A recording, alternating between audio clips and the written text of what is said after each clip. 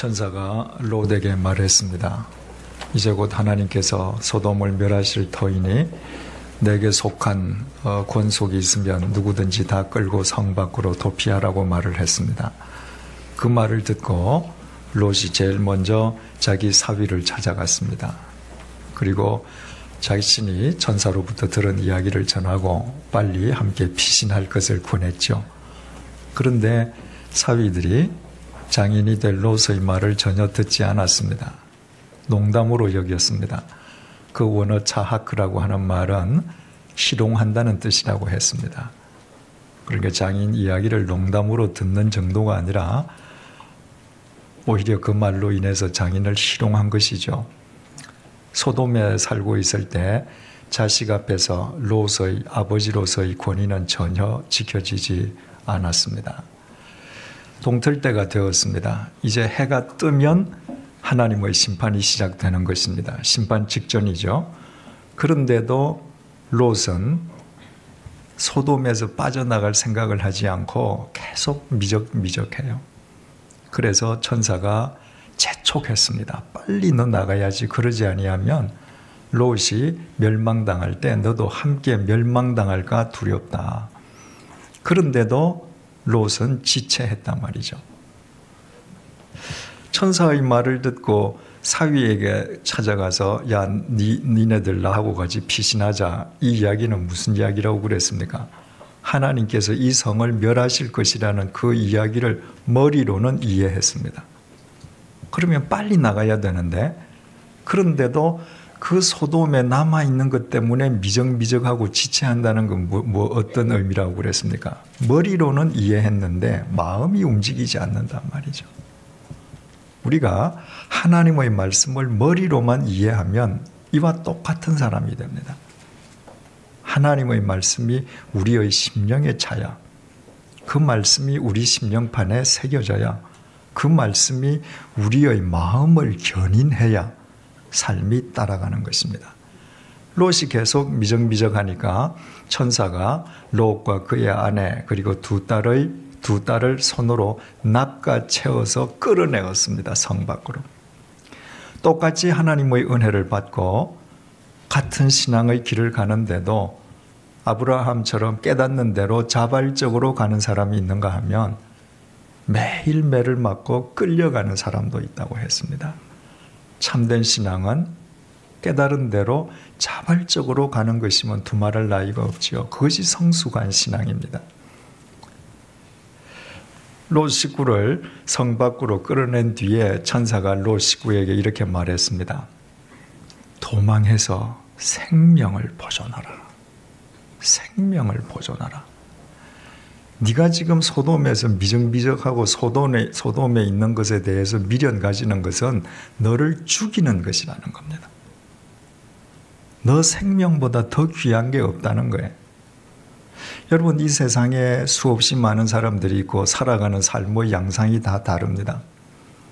그러나 크게 우리는 두 가지로 구별할 수 있어요. 자기 생명을 영원하게 세워가는 한 삶이 있고 자기 생명을 갉아먹는 삶이 있습니다. 지금 롯은 소돔에 앉아서 자기 생명을 갉아먹는 그 짓 계속하겠다는 거예요. 빨리 도망가서 생명을 보존해라. 생명을 보존하는 길이 세 가지였습니다. 돌아가지 마라. 뒤에 미련 두지 말라는 거예요. 버려야 될 옛 삶에 관심을 갖지 말라는 것입니다. 잘라내어야 될 것은 빨리 잘라내어야 합니다. 멈추지 마라. 가다가 무언가 있다고 해서 멈추면 안위감만 못해요. 시간 낭비입니다. 마지막으로 높은 산으로 올라가라. 신앙인은 항상 기도의 산, 말씀의 산, 헌신의 산을 향해서 올라가야 된다고 했습니다. 우리의 신앙은 독수리가 날개치고 올라가듯이 계속 올라가야 합니다. 왜냐하면 정체하거나 멈추면 우리는 죄성을 가진 인간이기 때문에 퇴보하는 것이거든요. 그런데 롯이 천사에게 간청을 했습니다. 뭐라고 간청했던가요? 내 두려워서 저 산 위까지는 못 올라가겠다는 겁니다. 가다가 재앙을 만날 것 같다는 거예요. 그러니까 바로 이 앞에 있는 작은 성, 저 성이 작으니까 내가 저쪽으로 가도록 해 주십시오. 무슨 의미라고 그랬죠? 하나님을 못 믿는 것입니다. 지금 롯은. 하나님이 지금 만약에 소돔에 심판을 내리셔서 하나님의 권능으로 소돔 성이 없어진다면 그 하나님의 능력이, 나를 구원하는 능력이 저 높은 산까지는 미치지 않을 것 같은 것입니다. 이 소돔에 하나님의 심판이 임한다면 그 하나님의 구원의 능력은 소돔에 가까이 있어야 되지 않겠는가? 저 가까운 저 작은 성, 저 정도 사이즈라면 하나님께서 완벽하게 지켜주실 수 있지 않겠습니까? 그래서 천사가 급하기 때문에 그렇게 해라, 그리로 가라, 이렇게 이야기했습니다. 그 이후로 그 성 이름이 소알이 됐다 그랬죠. 소알은 작다는 뜻입니다. 그 성 자체가 작다는 뜻이 아니라 그 성에 하나님이 가라시는 높은 산이 아니라 그 작은 성을 자기의 피난처로 삼겠다는 롯의 작은 믿음을 그런 표현으로 의미를 뜻한 것이죠. 지금 롯은 엘 샤다이, 전능하신 하나님, 하나님의 충분하심을 믿지 못합니다. 하나님을 믿는다고 하면서도 하나님을 자기 생각의 울타리 아래 가둬두고 계시죠. 하나님 능력은 저까지는 안 될 거야. 그러나 이 정도 사이즈는 될 것이야. 사실은 그 하나님 믿는 거 아니죠, 그죠? 예수님께서도 큰 믿음, 작은 믿음 이렇게 표현하시잖아요. 자기 딸이 귀신 들려서 예수님께 고쳐달라고 온 수르보닉의 여인 보고는 믿음이 크도다 이렇게 얘기하시죠. 네 참 믿음 크다. 그러나 마태복음 6장 28절에서 30절 통해서는 이렇게 말씀하셔요. 또 너희가 어찌 의복을 위하여 염려하느냐? 들의 백합화가 어떻게 자라는가 생각하여 보라. 수고도 아니하고 길쌈도 아니하느니라. 그러나 내가 너희에게 말하노니 솔로몬의 모든 영광으로도 입은 것이 이 꽃 하나만 갖지 못하였느니라. 오늘 있다가 내일 아궁이에 던져지는 들풀도 하나님이 이렇게 입히시거든 하물며 너희일까 보냐? 뭐라고 그러셨습니까? 믿음이 작은 자들아.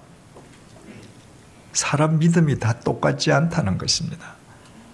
하나님 보시기에 큰 믿음이 있고 작은 믿음이 있다는 거예요.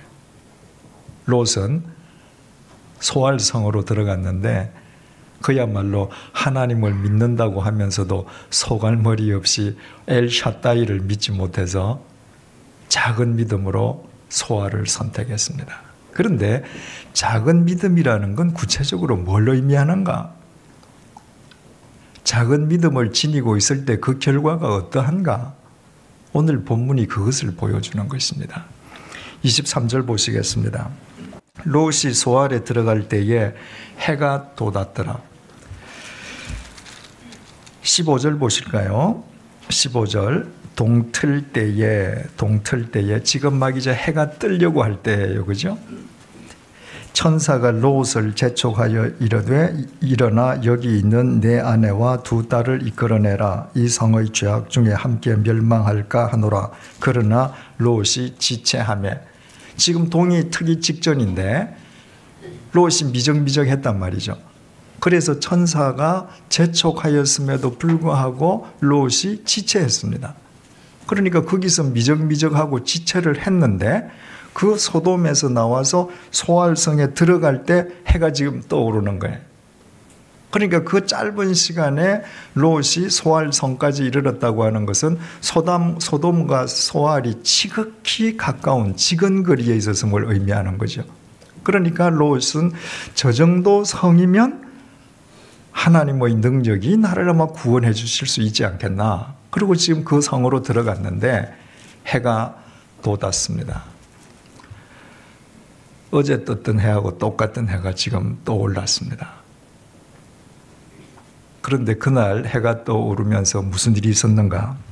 24절 여호와께서 하늘 곧 여호와께로부터 유황과 불을 소돔과 고모라에 비같이 내리사 하늘에서 유황과 불이 비처럼 소돔과 고모라에 쏟아졌습니다. 그 자연 현상이 아니었다는 것을 강조하기 위해서 여호와께서 하늘 곧 여호와께로부터, 우연히 그런 일이 일어난 것이 아니라 하나님께서 그렇게 하셨다는 것을 강조하기 위해서 여호와의 이름을 2번을 반복해서 되풀이해서 썼습니다. 왜 하나님께서 유황과 불을 비처럼 내리셨는가? 25절, 그 성들과 온 들과 성에 거주하는 모든 백성과 땅에 난 것을 다 엎어 멸하셨더라. 하나님께서 소돔과 고모라를 심판하시고 멸하시기 위해서 불과 유황을 하늘에서 비처럼 내리셨다는 것입니다. 창세기 14장 10절 보면 시딤 골짜기에 역청이 많았다, 이런 말 표현이 있습니다. 그 시딤 골짜기가 바로 소돔과 고모라에 있는 것이거든요. 본래 소돔과 고모라에는 역청, 아스팔트가 땅 속에 많이 매장되어 있던 곳이었습니다. 그런데 하나님께서 하늘에서 불과 유황을 비처럼 쏟아내시니까 그 아스팔트가 다 탔겠죠, 그죠? 지형 변화가 일어났겠죠. 그래서 바로 그 소돔과 고모라의 지형이 꺼져서 바로 거기에 있는 성경이 염해라고 하는, 사람들이 사해라고 부르는 그 지형은 지중해보다도 392m가 낮죠. 세상의 세계에서, 전 세계에서 제일 낮은 곳이 되어버리는 것이죠. 자, 해가 떠올랐는데 하나님의 심판이 시작이 되어서 소돔과 고모라가 전부 다 뒤집어 엎어져 버렸습니다. 여러분, 해가 뜨기 전에 해돋이를 보면 얼마나 아름답습니까? 사람이 해를 맨눈으로 볼 수 있는 시간은 2번인데 해 떠오르기 직전하고 지기 직전은 우리가 맨눈으로 보잖아요. 얼마나 아름다운지 볼 수 있습니다. 떠오르기 전에 하늘이 붉게 불타오르기 시작하잖아요. 그날 소돔에도 일찍 일어난 사람은 그 해돋이를 보고 감동한 사람이 분명히 있을 것입니다. 그 해는 어제 떴던 해하고 아무런 차이가 없었습니다. 똑같은 해가 떠올랐습니다. 그 해를 보면서 오늘이 자신의 인생 끝날이라고 생각했던 사람은 아무도 없었을 것입니다. 롯 식구 외에는 누구도 상상치를 못했던 것입니다. 여기에 롯이 소알에 들어갈 때에 해가 돋았더라, 해가 돋았더라, 이 말을 헬라어, 히브리어 원문을 그대로 직역하면 그 해가 그 땅 위에 돋았더라, 이 말입니다. 그날 그 해가 그 땅 위에 돋았더라. 그 땅이 어떤 땅이에요? 다시는 이 세상에 존재할 수 없는 사람들이 사는 그 땅. 그곳 사람들은 그날 그 태양을 본 게 마지막이었다는 것입니다. 그런데도 태양은 아무 일도 없는 것처럼 떠올랐습니다. 여러분, 종말은 2 종류의 종말이 있다고 했습니다. 첫째는 우주적인 종말이죠. 주님께서 재림하셔서 이 온 우주가 종말을 맞는 것입니다. 역사의 종말이기도 하죠. 2번째는 개인적인 종말입니다. 우리 각자의 죽음입니다. 우리 생애에 우주적인 종말은 우리가 맞지 않는다 할지라도 언젠가 개인적인 종말은 우리 한 명도 예외 없이 다 맞게 되어 있습니다. 여러분, 오늘 아침에 해가 떴죠? 해가 떠서 오늘 하루 우리 열심히 살았습니다. 오늘 아침에 뜬 해를 우리가 봤다고 해서 어제 떠올랐던 해와 변함없는 해였다고 해서 오늘이 우리의 개인적인 종말이 아니라는 보장이 있습니까? 오늘 60억 인구 가운데에 내일 떠오를 태양을 보지 못할 사람들이 전 세계적으로 얼마나 많을까요? 그러나 그들 대부분은 오늘이 자신들의 마지막 날이라는 사실을 알지 못한 채 지금도 살고 있을 것입니다. 아무리 해가 변함없이 떠올라도 오늘이 나의 종말일 수 있다는 종말 의식 속에서 우리가 살아가야 될 이유가 여기에 있는 것입니다. 우주적인 종말뿐만이 아니라 나의 개인적인 종말의 날도 주님 이외에는 모르기 때문입니다. 우리는 아무도 모릅니다. 그래서 종말 의식을 지닐 때에만 우리는 주님 앞에서 깨어 살 수 있습니다. 주님께서 그 마지막 날이 도적같이 올 거라고 그러시잖아요. 세상에 아주 그 신사 도둑이 있어서 인터넷으로 메일을 보내어서 나 오늘 밤 11시 12분에 너희 집에 들어간다? 그 도둑 아니죠. 그분은 손님이죠. 도둑은 예고 없이 오니까 도둑이에요. 우리의 개인적인 날이 그렇게 오는 것입니다. 매일매일 아침에 일어나서 오늘이 그날일 수 있다는 종말 의식에서 살아간다면 내가 오늘 하나님 앞에 섰을 때에 부끄럼 없이 내 삶을 가꾸지 않을 수 없잖아요. 내가 종말 의식을 갖고 살아간다면 오늘의 소중함을 나는 매일매일 깨달으면서 사는 것입니다. 오늘 나의 종말이라면 오늘이 마지막 날이거든요. 그러니까 오늘을 소중하게 가꿀 수밖에 없습니다. 오늘 내가 해야 할 일을 나는 반드시 끝내게 되어 있고요. 오늘 사랑해야 될 사람을 사랑하지 않을 수 없고요. 오늘 매듭지어야 될 것을 매듭짓지 않을 수 없는 것입니다. 종말 의식을 지닐 때에만 오늘의 소중함을 삶으로 실천할 수 있기 때문에 그 사람에게만 오늘보다 나은 내일이 있는 것입니다. 오늘 해야 될 일을 내일 하지 그 사람에게는 일평생 내일이 없다고 했습니다. 내일이 되면 또 내일 하지 그러거든요.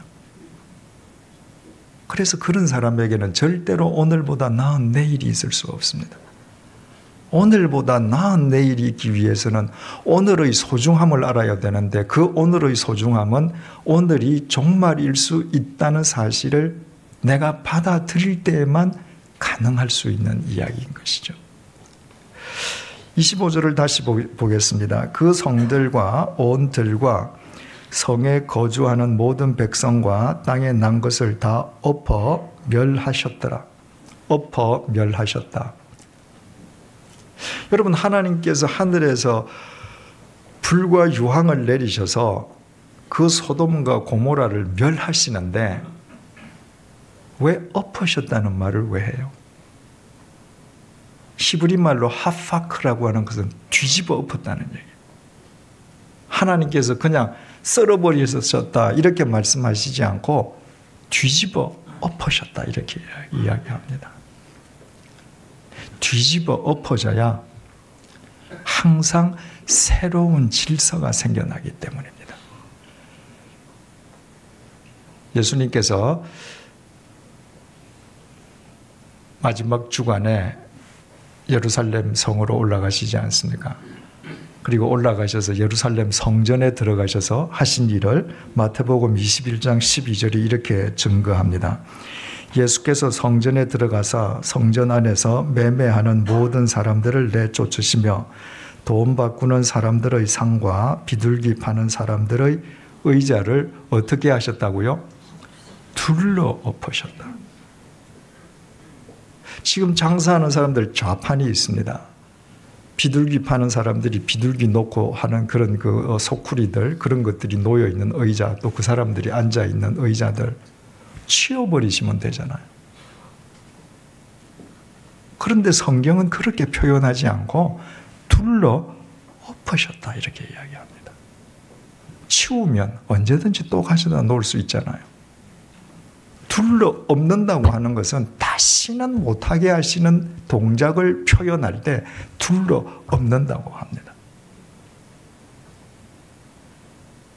예수님께서 성전을 더럽히는 그들을 둘러 엎으심으로 다시는 성전을 더럽히지 못하게 함으로 하나님의 생명의 능력이 다시 성전에 흘러 들어오게 됩니다. 고린도전서 3장 16절은 우리 자신을 가리켜서 성전이라고 이야기하잖아요. 우리의 심령이 바로 성전입니다. 우리가 우리 심령 자체를 성전으로 바로 가꾸기 위해서는 우리는 매번 뒤집어 엎어져야 돼요. 우리의 심령이. 예수님께서 누구든지 나를 따라오려거든 자기를 부인하고 나를 따라와라. 자기 부인이 뭐겠습니까? 갈아엎는 것입니다. 하나님의 말씀 속에서 소돔을 향하려고 하는 내 마음을 매일매일 뒤집어 엎어야 돼. 그것이 신앙 훈련입니다. 마태복음 13장 보면 씨 뿌리는 사람의 비유가 나오지 않습니까? 농부가 씨를 뿌렸습니다. 그런데 제일 먼저 씨가 길가에 떨어졌죠. 그죠? 그래서 새들이 와서 쪼아 먹어버렸습니다. 또 다른 씨가 돌짝밭에 떨어졌는데 잎이 나오는 듯 했는데 태양이 떠오르니까 타 죽어버렸습니다. 또 다른 씨들은 가시떨기 위에 떨어졌죠. 잎이 나왔는데 그 가시떨기에 가시가 그 기운을 막아버렸습니다. 네 번째, 옥토에 떨어진 씨만 30배, 60배, 100배의 결실을 거두었다는 거예요. 자, 길가, 돌짝밭, 가시떨기밭, 마지막 옥토, 이 차이가 뭡니까? 옥토만 갈아 엎어진 땅입니다. 옥토만 뒤집어 엎어졌던 땅입니다. 옥토만 자기 부인을 했던 땅이에요. 그 용어를 저도 오늘 처음 알았습니다만은 봄에 농부가 논밭을 갈아엎잖아요. 그걸 봄갈이, 춘경이라 하고 가을 되어서 또 한 번 뒤집어 엎어요. 그게 추경, 가을갈이라고 그런답니다. 논밭을 뒤집어 엎지 않으면 그건 황폐해야 됩니다.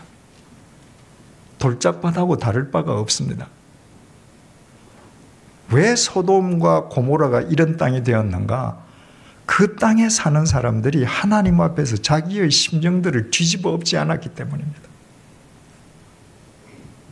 그래서 하나님께서 심판으로 강권해서 그 성을 뒤집어 엎으십니다. 우리가 말씀 속에서 소돔을 향하려는 내 마음을 매일매일 갈아엎는 것이 신앙인데 자발적으로 행하는가? 아니면 비동적으로 행하는가? 그 차이가 신앙의 성숙의 차이가 되는 것이죠. 26절, 롯의 아내는 뒤를 돌아보았으므로 소금 기둥이 되었더라. 지금 하늘에서 불이 떨어져서 소돔이 뒤집어 엎어지고 있는데 롯의 아내는 뒤를 돌아보았습니다. 천사가 뭐라 그랬죠? 생명을 보존하는 첫 번째 방법이 뒤를 돌아보지 말라는 것이었습니다. 그런데 롯의 아내는 뒤를 돌아봤습니다. 롯에 대한 미련이 남아있어서 끊지를 못합니다. 결국 뭐예요? 하나님을 믿지 못한 것입니다. 하나님보다도 소돔에 두고 온 것이 더 크게 보여요. 그래서 돌아보았다가 소금 기둥이 되었습니다. 여러분, 우리가 결단해야 될 때 결단하지 않으면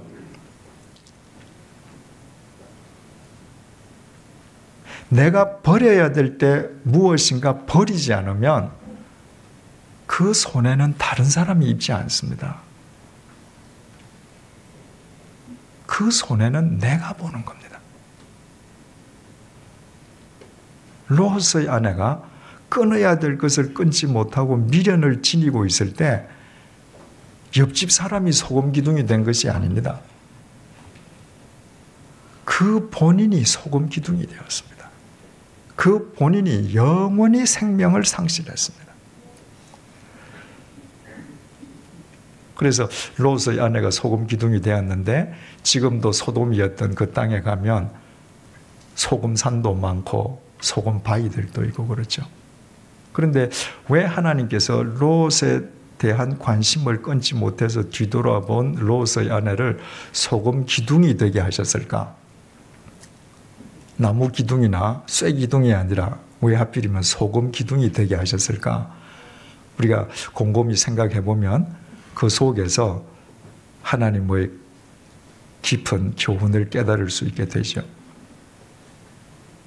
하나님의 자녀들이 이 세상에서 살아야 될 하나의 목적이 있다고 하면 세상을 위한 소금이 되어야 된다는 것입니다. 여러분, 우리가 공부를 열심히 해야 될 이유, 우리가 남보다 더 부지런히 일해야 할 이유, 남보다 더 많은 열매를 거두어야 될 이유가 있다면 그 모든 것으로 이 세상을 살리는 소금이 되기 위함입니다. 롯의 가족들은 그 타락한 소돔성에서 소금이 되었어야만 합니다. 그런데 그들은 소금이 되지 못했습니다. 오히려 그 소돔 자체를 삶의 목적으로 살았습니다. 그 미련을 끝까지 끊지 못할 때 롯의 아내는 영원히 생명을 잃고 소금 기둥으로 화석화되고 말았습니다. 27절, 아브라함이 그 아침에 일찍이 일어나 여호와 앞에 서 있던 곳에 이르러, 아브라함이 지금 소돔과 고모라가 심판을 받는 그날에 일찍 일어나서 여호와 앞에 서 있던 곳, 여호와 앞에 서 있던 곳이 뭐죠? 하나님께서 헤브론으로 아브라함을 찾아오셨을 때 바로 하나님 앞에서 소돔을 위해서 기도했던 그 장소지요. 거기에 지금 아브라함이 서 있는 것입니다. 그래서 여호와 앞에 서 있던 그곳에 이르러 인간의 형체를 가지고 오셨던 하나님께서는 가셨죠. 형체를 가지신 하나님은 안 계십니다. 그러나 하나님은 뭐로 지금 존재하시는 것이죠? 보이지 않는 영으로 계시는 것입니다. 그러니까 아브라함이 전에 하나님 앞에 서 있던 그곳이라고 하는 것은 지금 아브라함은 여전히 헤브론에서 영이신 하나님의 존전 앞에 있다는 사실을 모세는 이렇게 기록한 것이죠.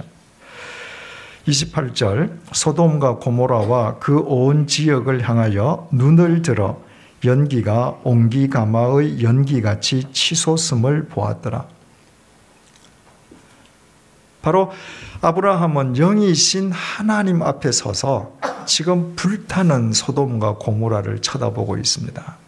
마치 옹기가마처럼 연기가 피어오르고 있는 그 광경을 보는 것입니다. 그때 아브라함이 어떤 심정이었을까? 여러분 한번 생각해 보십시오. 자기에게 바른 믿음을 갖도록 해주신 하나님께 감사드렸겠죠. 자기를 구원해 주신 하나님의 사랑에 말할 수 없는 채무감을 갖게 되었겠죠. 뿐만 아니라 나는 결코 저런 삶을 살지 않으리라 결심했겠죠. 그죠? 여러분, 아브라함이 하나님의 존전에서 소돔과 고모라를 봤을 때 옹기가마처럼 연기가 피어오르고 지금 불타서 소멸되고 있습니다. 우리가 이 세상 속에 살지만 우리는 언제나 하나님의 존전에서 이 세상을 바라보는 자들이 되어야 합니다. 이 세상에 보이는 모든 것은 영원한 것이 결코 아닙니다. 이미 말씀드렸듯이 눈에 보인다는 것 자체는 지금 소멸되고 있다는 것을 의미합니다. 우리가 이 홍보관을 2007년도 11월 4일 날 완공해서 들어왔습니다. 지금 1년 한 3개월 지났네요. 이 건물 수명이 몇 년일까요? 이 시멘트로 지은 건물이 100년, 200년 후에도 있을까요? 길게 잡아서 200년이라고 하십시다.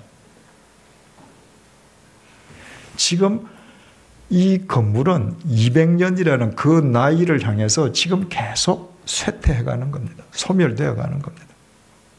어느 날인가 무너지겠죠. 하나님의 존전에서 이 세상을 바라보면 이 세상은 수단일 뿐 절대로 목적일 수 없다는 것을 알게 됩니다. 그러나 똑같은 세상에서 사는데 하나님의 존전에서 세상을 보지 않으면 롯처럼 타락한 소돔 속에서 그 존재 자체가 타락해버리고 마는 것입니다. 29절 하나님이 그 지역의 성을 멸하실 때 곧 롯이 거주하는 성을 엎으실 때에 하나님이 아브라함을 생각하사 롯을 그 엎으시는 중에서 내보내셨더라. 엎었다 동사가 계속 나오죠, 그죠?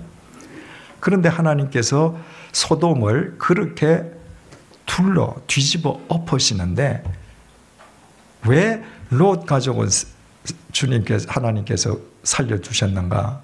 아브라함을 생각하셨기 때문이라는 것입니다. 아브라함이 뭘 했기에요? 그 소돔을 위해서 하나님 앞에서 기도했거든요. 하나님께서 그 아브라함의 기도를 들으시고 롯을 생각해 주셨다는 것입니다.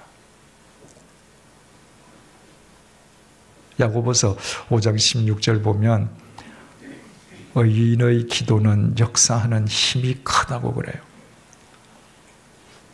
여러분 지금 롯은 천사들이 와서 자기를 끄집어내어서 강권적으로 자기를 살려주고 있는데 왜 하나님께서 천사를 보내셔서 그렇게 호의를 베푸시는지 롯은 모르고 있습니다. 그러나 하나님께서는 아브라함을 생각하셔서 롯을 구원해 주셨다고 말씀하십니다. 늘 우리가 자문하지만 오늘 이 수요일 날 밤에 예배당에 나와 있는 우리가 세상 사람들보다 우리가 더 도덕적이고 더 하나님 앞에서 깨끗했기 때문에 우리가 구원받아서 이 자리에 나와 있습니까? 그거 아닌가? 우리 잘 알지 않습니까? 하나님께서 우리에게 은혜를 베풀어 주셨죠. 왜 하나님께서 우리에게 그 은혜를 베풀어 주셨습니까? 우리가 예뻐서? 아니요. 누군가의 기도를 들으시고 그분들을 생각하셔서 우리에게 은혜를 베풀어 주셨을 것입니다. 제 개인적으로 말씀드린다고 하면 저를 위해서 기도해 주시던 제 아버지, 어머니, 제 가족들 그분들의 기도를 생각하시고 하나님께서 제게 긍휼을 베풀어 주셨으리라고 저는 믿습니다. 저처럼 형편없는 사람이 이처럼 단 위에 서서 여러분들과 하나님의 말씀을 함께 나눌 수 있게 된 것, 수많은 교우님들이 저를 위해서 기도해 주시는 그 기도를 하나님께서 들으시고 은혜를 베풀어 주셨기 때문이라고 저는 믿고 있습니다. 그러면 똑같이 내가 누군지는 모르지만 누군가의 기도 때문에 하나님께서 내게 은혜를 베풀어 주셨다면 내가 이 사회를 위해서, 누군가를 위해서, 이 민족을 위해서, 인류를 위해서 내가 하나님 앞에 의롭고도 간절한 마음으로 기도할 때 나의 기도를 들으신 하나님께서 누군가를 생각해 주시지 않겠습니까?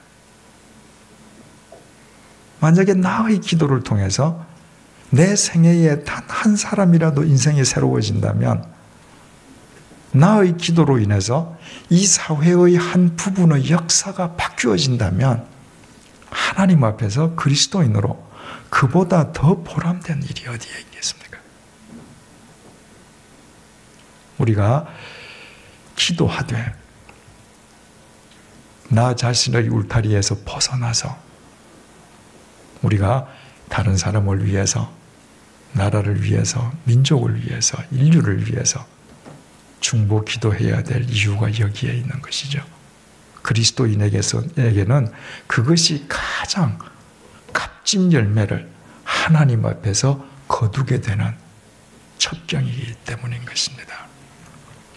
30절 롯이 소알에 거주하기를 두려워하여 두 딸과 함께 소알에서 나와 산에 올라가 거주하되, 여러분 참 희한하죠. 천사가 너 저 산으로 도망가라 했을 때 롯이 뭐라고 그랬습니까? 저 높은 산에는 내 두려워서 못 가겠다. 가다가 재앙을 만날 것 같다. 여기 작은 성, 이 가깝고 작으니까 나를 저리로 보내주라.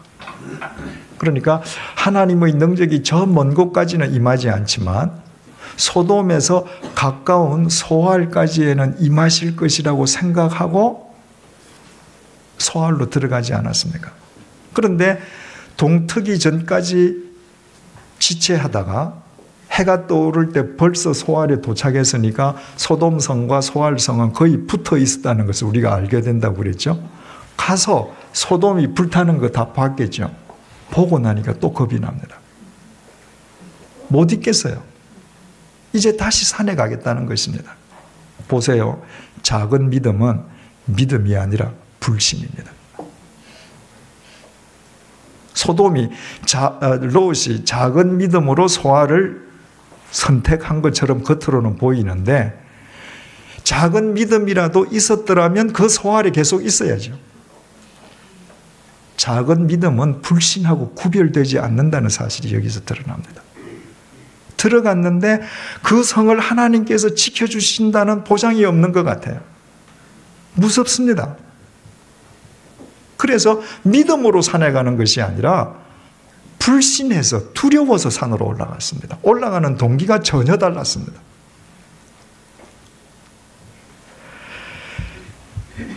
(30절) 롯이 소알에 거주하기를 두려워하여 두 딸과 함께 소알에서 나와 산에 올라가 거주하되 그 두 딸과 함께 굴에 거주하였더니, 이 팔레스타인에는 석회암 자연 동굴들이 많습니다. 그래서 이스라엘 백성들은 그 자연 동굴을 피난처로 사용하든가 또는 동물의 우리로 사용하든가, 예수님도 그런 동굴 우리에서 태어나시는 거죠. 그죠? 그 다음에 무덤으로 사용하든가 그렇게 했는데, 지금 바로 그 자연 동굴을 롯과 두 딸도 임시 거처로 사용하는 것입니다. 소알을 믿음이 있는 것처럼 들어갔다가 그 소알이 두려워서 지금 세 사람이 동굴 속에 들어가서 아버지 두 딸이 동굴 속에서 함께 거하는 것입니다. 노아가 1년 17일 만에 방주에서 나오지 않았습니까? 그 방주에서 나와서 제일 처음에 뭘 했다고 되어 있던가요? 하나님께 단을 쌓았습니다. 1년 17일 동안 방주에 있다가 나오면 좀 사우나도 좀 하고 한정탕에도 가고 해야 될 것 같은데 제일 먼저 한 게 단을 쌓았던 것이거든요. 아브라함도 가는 곳마다 단을 쌓았지 않습니까? 그처럼 불 속에서 완전히 뒤집어 엎어지는 소돔으로부터 살아나왔다면 동굴에 들어가서 예배부터 드려야죠. 그 동굴이 그야말로 기도의 동굴이요, 말씀의 동굴이요, 영적인 살아있는 예배의 동굴이 되어야 되지 않겠습니까? 그런데 그 동굴에서 무슨 일이 벌어졌는가? 큰 딸이 작은 딸에게 이르되 우리 아버지는 늙으셨고 온 세상의 도리를 따라 우리의 배필될 사람이 이 땅에는 없으니 우리가 우리 아버지에게 술을 마시게 하고 동침하여 우리 아버지로 말미암아 후손을 이어가자 하고, 그 동굴에서 딸이 아버지를 아버지로 보지 않고 사내로 봤습니다.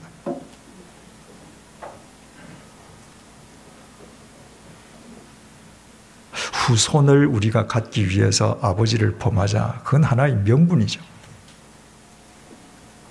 하나님께서 소돔과 고모라를 멸하셨지 온 세상을 멸하신 거 아니지 않습니까? 때가 되면 누군가 만나게 되어 있습니다. 가정도 가지게 되어 있어요. 그 때를 못 기다리는 것입니다. 그래서 아버지를 술을 먹이고 아버지로 인해서 후손 갖자. 이 이야기는 뭐예요? 아버지를 사내로 보고 관계를 맺자는 것입니다. 누가 그런 이야기를 했는가? 큰딸이 그 이야기를 했습니다. 그러면 둘째 딸이 언니 미쳐서 그랬는가? 아닙니다. 33절 그 밤에 큰언니가 이야기한 바로 그 밤에 뭘 했는가? 그들이 아버지에게 술을 마시게 하고. 여러분, 지금 소돔에서 미적미적하는 것을 천사가 그들을 낚아채서 끌고 나오지 않았습니까? 그때 술병 챙길 시간이 있었을까요? 없었습니다. 맨몸으로 나왔습니다. 그런데 언니가 동생한테 야, 우리 아버지에게 술 먹여서 우리 아버지 사내로 삼아서 우리 아이 갖자. 동생이 오케이, 그렇게 해볼까? 그리고 그날로부터 술을 빚었다. 이게 아닙니다. 이미 술을 빚어놨습니다. 그 산 위에 동굴에 숨어 살면서 이 두 딸들이 뭘 제일 먼저 했는가? 술 만들어 뒀습니다. 그 술이 익었을 때 언니가 동생한테 이야기한 겁니다. 우리 아버지를 사내로 삼자. 우발적으로 일어난 일이 아니라 상당한 시간을 두고 계획적으로 행한 일이었습니다. 이들은 몸은 지금 빠져나와 있습니다. 소돔에서. 산 위에 올라가 있습니다. 그런데 이들이 하는 짓은 술, 섹스, 소돔에서 살던 그 연장선상에 지금 있습니다.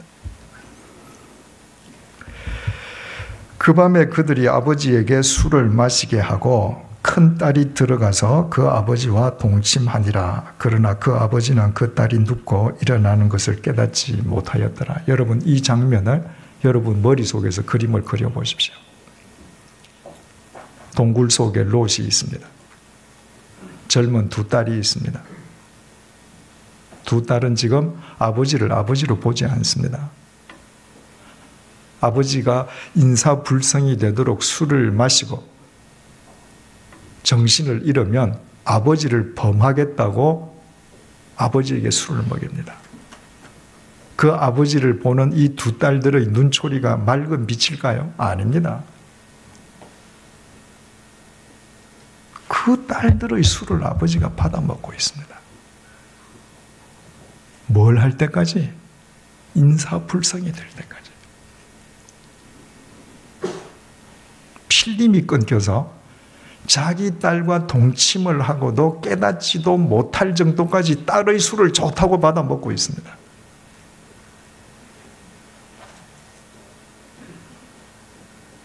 이것이 소아를 선택한 적은 믿음의 사람의 행위입니다. 이것이 믿음의 행위라고 할 수 있습니까? 아닙니다. 이튿날 하루가 또 지났죠. 큰딸이 작은딸에게 이르되 어젯밤에는 내가 우리 아버지와 동침하였으니 오늘 밤에도 우리가 아버지에게 술을 마시게 하고 내가 들어가 동침하고 우리가 아버지로 말미암아 후손을 이어가자 하고 이튿날 언니가 동생한테 인심 썼습니다. 마치 언니는 아버지가 자기 놀이개처럼 자, 어제는 내가 갖고 놀았으니 오늘은 너 가져. 지금 이 꼴입니다. 여러분, 롯이 어제 술을 먹고 인사불성이 되어서 딸과 관계를 맺고도 기억도 못할 정도로 술을 먹고 추태를 부렸다면 그 다음날 안 마셔야죠. 또 그 술을 받아 먹습니다. 이 동굴 속 그림을 또 그려보십시오. 그 분위기를 한번 보십시오.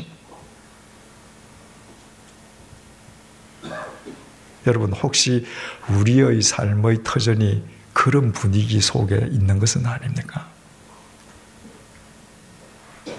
우리가 그런 삶의 동굴 속에서 살면서 그럼에도 불구하고 내가 하나님을 믿는 사람이라고 착각하는 것은 아닐까요? 그날 밤에 또 그랬습니다.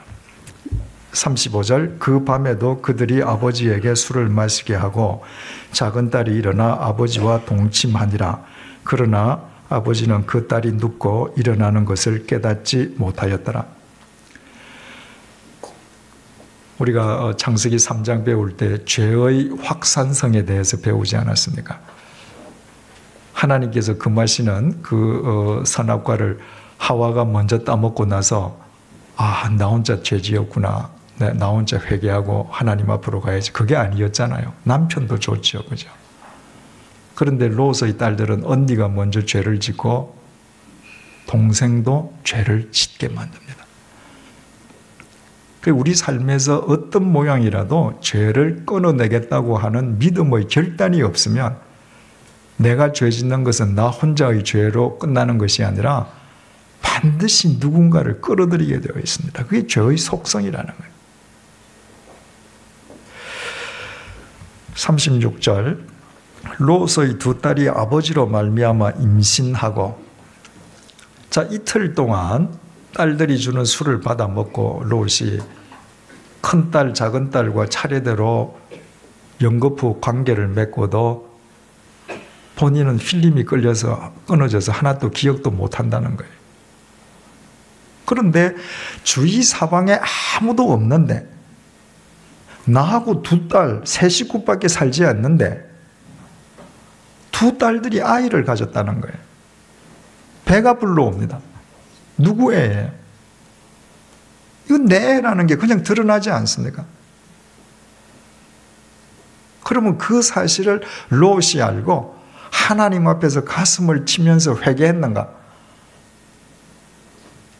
아니면 자기 자신의 죄가 너무너무 추하다고 여겨져서 자기 명예를 위해서 자살을 시도했는가? 그렇지 않았습니다. 37절 큰딸은 아들을 낳아 이름을 모압이라 하였으니 오늘날 모압의 조상이요. 큰딸이 아들을 낳아서 이름을 모압이라고 지었는데 그 후손이 모압 민족이 되었는데, 모압이라고 하는 이름의 뜻이 뭔가? 내 아버지로부터, 이 말입니다. 내 아버지로부터. 38절 작은 딸도 아들을 낳아 이름을 베남미라 하였으니 오늘날 암몬 자손의 조상이었더라. 하루 차이로 관계를 맺었으니까 그 두 딸들이 하루 차이로 아이를 낳거나 아니면 같은 날 거의 같이 낳지 않았겠습니까? 둘째 딸은 자기 아들 이름을 베남미라고 했는데 그 베남미는 암몬 자손의 조상이 되었는데, 베남미는 무슨 뜻인가? 내 아버지의 아들이라는 것입니다. 그러면 이게 지금 뭘 의미하는 거예요? 딸들의 배가 불러옵니다. 이 어찌된 일이냐? 아버지의 아들이에요. 아버지의 애입니다. 그리고 아들을 낳고는 롯하고 딸들이 이름을 모압이라고 짓고, 아버지로부터, 아버지 당신 아들 베남미, 롯이 그 아들 안고 좋다고 내 아들 이러는 모습이 눈에 선합니다.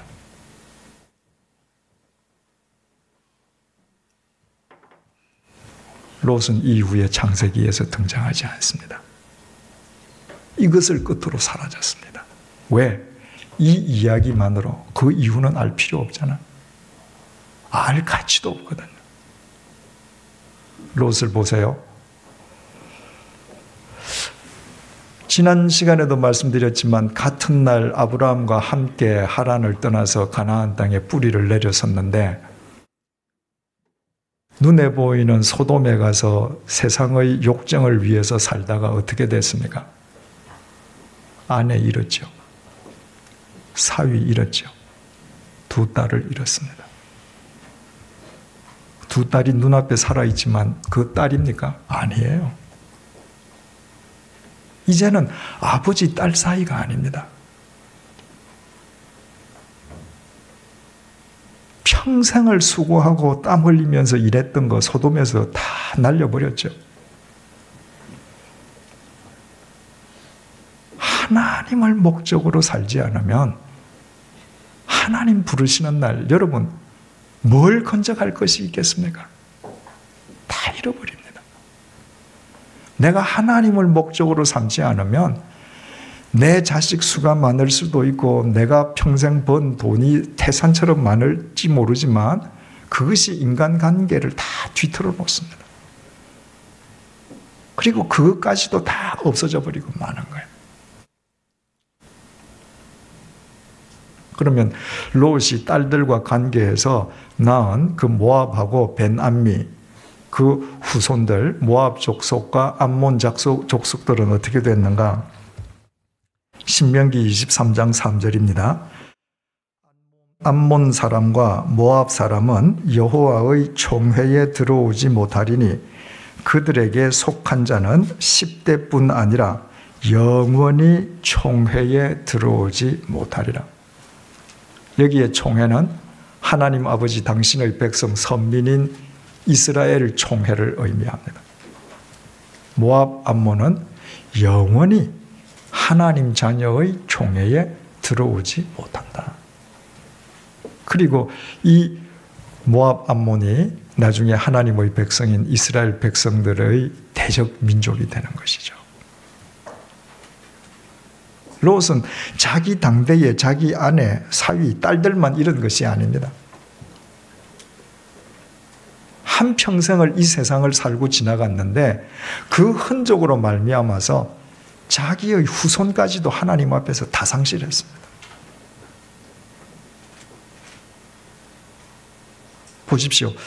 롯은 소알에 들어갔다가 공간적으로 몸은 산 위에 올라갔는데 그 마음 속에는 기도의 산도, 말씀의 산도 없었습니다. 하나님께서 소돔을 뒤집어 엎으시는 그 심판의 현장에서 하나님께서 끌어내셨는데 롯의 심령은 하나님 앞에서 뒤집어 엎어지지 않았습니다. 그래서 평생을 살았는데 하나님 앞에서 단 하나도 건진 것이 없는 무익한 삶을 살고 그 인생은 끝나버렸습니다. 아브라함과 얼마나 대조적입니까? 아브라함은 어떻습니까?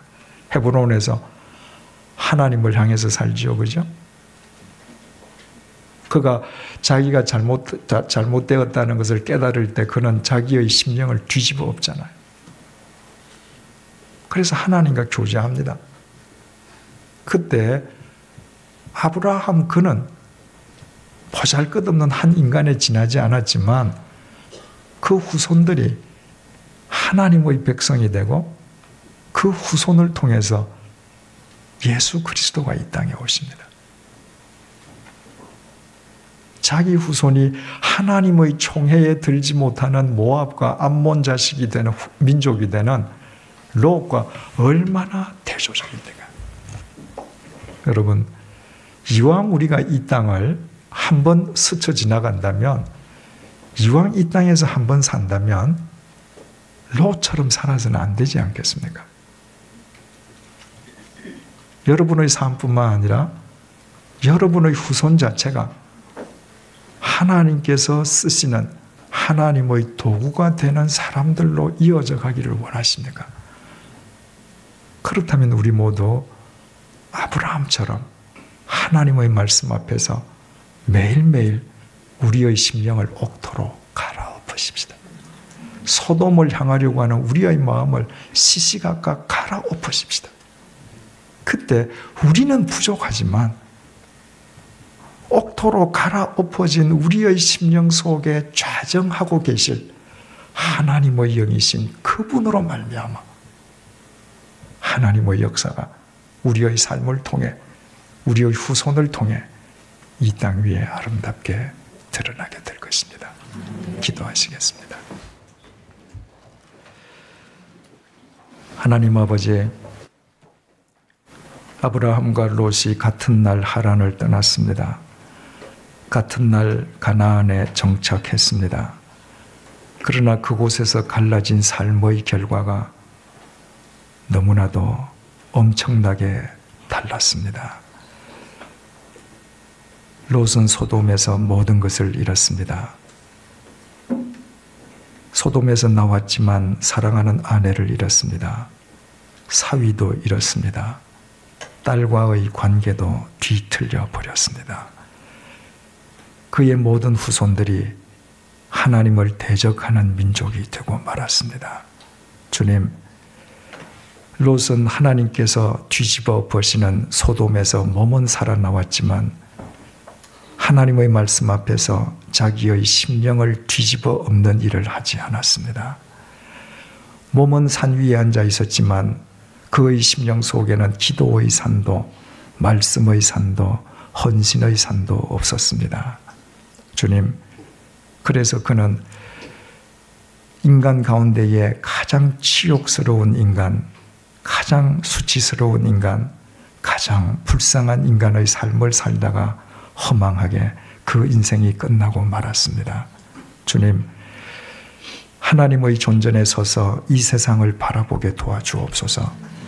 이 세상이 아무리 화려하고 웅장해 보인다 할지라도 이 세상 자체는 결코 영원할 수 없음을 잊지 않도록 도와주옵소서. 이 세상을 섬기려는 우리의 마음을 하나님의 말씀으로 날마다 갈아엎게 도와주옵소서. 하나님의 말씀 속에서 갈아엎어진 우리의 마음이 옥토가 되게 하시고 그 옥토에 우리 성령님께서 좌정해 주셔서 우리의 삶 자체가 하나님 보시기에 아름다운 성전된 삶이 되도록 도와주옵소서. 우리는 부족하지만 우리 마음에 자정하고 계신 하나님의 영으로 인하여 우리의 삶이 하나님께 연락되는 삶이 되게 도와주시고 우리의 자녀들이 믿음의 자녀들이 되게 하시고 우리의 후손들이 그리스도의 도구로 쓰임받는 주님의 귀한 백성들이 되게 도와주옵소서. 예수님의 이름으로 기도드립니다. 아멘.